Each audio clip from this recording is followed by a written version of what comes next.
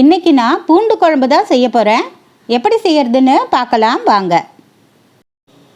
பூண்டு குழம்பு செய்யறதுக்காக கடலைப்பருப்பு 1 டீஸ்பூன் எடுத்திருக்கேன், துவரம்பருப்பு 1 டீஸ்பூன், தனியா 3 டீஸ்பூன், வெந்தயம் 1/4 டீஸ்பூன், சீரகம் 1/2 டீஸ்பூன், மிளகு 3/4 டீஸ்பூன் எடுத்திருக்கேன். காஞ்ச மிளகா 7 எடுத்திருக்கேன், புளி பெரிய எலுமிச்சம்பழம் அளவுக்கு எடுத்திருக்கேன், கருவேப்பிலை கொஞ்சம் எடுத்திருக்கேன். பூண்டு ஒரு கையளவு பூண்டு வதக்கி அரைக்கிறதுக்கும் கொஞ்சமாக எண்ணெயில் டைரெக்டாக போட்டு தாளிக்கிறதுக்கும் எடுத்து வச்சுருக்கேன். சின்ன வெங்காயம் ஒரு கைப்பிடி அளவுக்கு எடுத்து வச்சுருக்கேன். இப்போ நம்ம ஒரு வாணலி அடுப்பில் வச்சு ஒரு 2 கரண்டி எண்ணெய் ஊற்றிக்கலாம். எண்ணெயில் முதல்ல நம்ம வதக்கி அரைக்க எடுத்து வச்சுருந்த பூண்டை போட்டு வதக்கலாம். பூண்டு நல்லா வதங்கணும், நல்லா வதங்கி பூண்டு வேகணும்.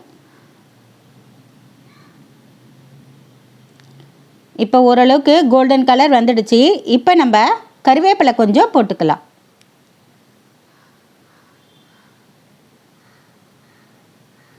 ஒரு கைப்பிடி அளவு கருவேப்பிலை போட்டிருக்கேன். கருவேப்பிலை உடம்புக்கு நல்லது, அதனால் கொஞ்சம் கூடவே போட்டிருக்கேன். அதையும் சேர்த்து நல்லா வறுத்துட்டு நம்ம அதை வேறு பாத்திரத்தில் மாற்றி எடுத்துக்கலாம். பூண்டும் நல்லா கலர் மாறி நல்லா வெந்துடுச்சு.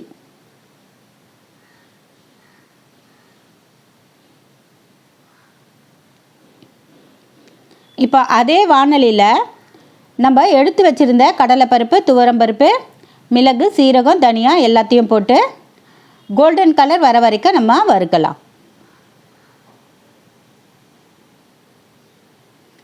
பருப்பு கலர் மாறினதும் காஞ்ச மிளகா போட்டுக்கலாம்.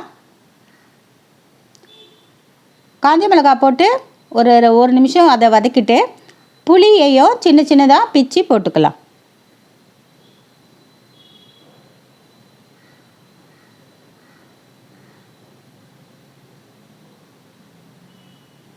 அடுப்பு நான் சிம்மில் தான் வச்சுருக்கேன். பருப்பு கலர் மாறும்போது அதை கொஞ்சம் நம்ம கவனமாக பார்த்து வறுக்கணும். பருப்பு தீஞ்சிடுச்சின்னா நல்லா இருக்காது குழம்பு.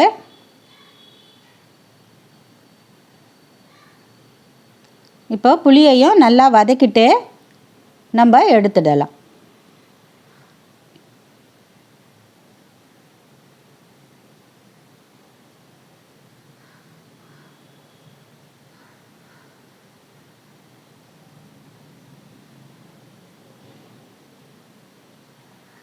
இப்போ வறுபட்டுடுச்சு, நம்ம அதை எடுத்துடலாம். இப்போ நம்ம எடுத்து வச்ச பருப்பு எல்லாத்தையும் போட்டு மிக்சியில் அரைச்சிக்கலாம். முதல்ல இதை அரைச்சிட்டு அதுக்கப்புறமா நம்ம பூண்டையும் கருவேப்பிலையையும் போட்டு அரைக்கலாம்.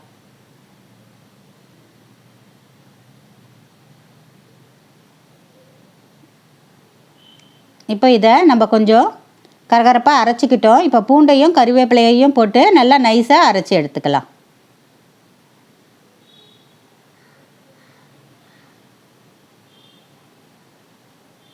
இப்போ நைஸாக அரைச்சியாச்சு. இப்போ நம்ம அதே வாணலியில் எண்ணெய் ஊற்றிக்கலாம். 2 கரண்டி எண்ணெய் ஊற்றி கடுகு போட்டுக்கிறேன்.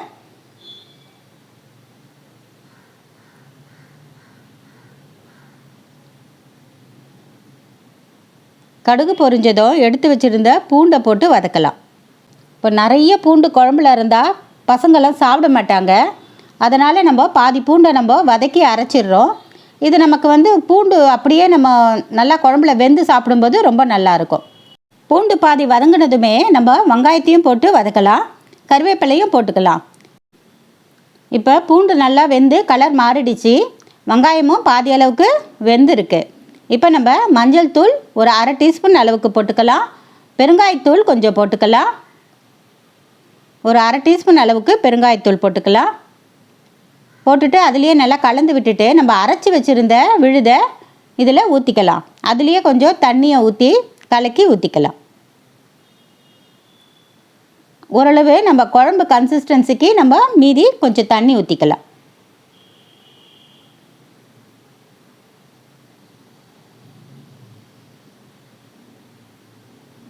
ஊற்றிட்டு நல்லா கலந்து விட்டுக்கலாம். குழம்பு நல்லா கொதிக்கட்டும்.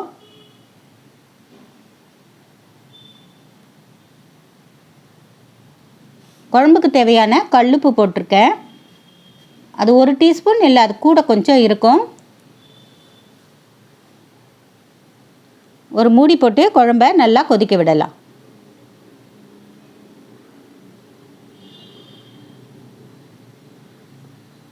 இப்போ குழம்பு நல்லா கொதிக்குது. சுற்றி லேசாக எண்ணெய் பிரிஞ்சு வந்திருக்கு. இந்த குழம்பு தண்ணியாக இருக்கிறத விட கொஞ்சம் திக்காக இருந்தால் தான் நல்லாயிருக்கும். இப்போ குழம்பு நல்லா கொதித்து எண்ணெய் பிரிஞ்சு வந்திருக்கு. இப்போ நம்ம கறிவேப்பிலை கொத்தமல்லி போட்டுக்கலாம். வீட்டில் கொத்தமல்லி இல்லை, அதனால் போடலை. இந்த ருசியான ஆரோக்கியமான பூண்டு குழம்பை நீங்களும் செய்து பாருங்கள். இந்த வீடியோ உங்களுக்கு பிடிச்சிருந்தால் லைக் பண்ணுங்கள், ஷேர் பண்ணுங்கள், சப்ஸ்கிரைப் பண்ணுங்கள்.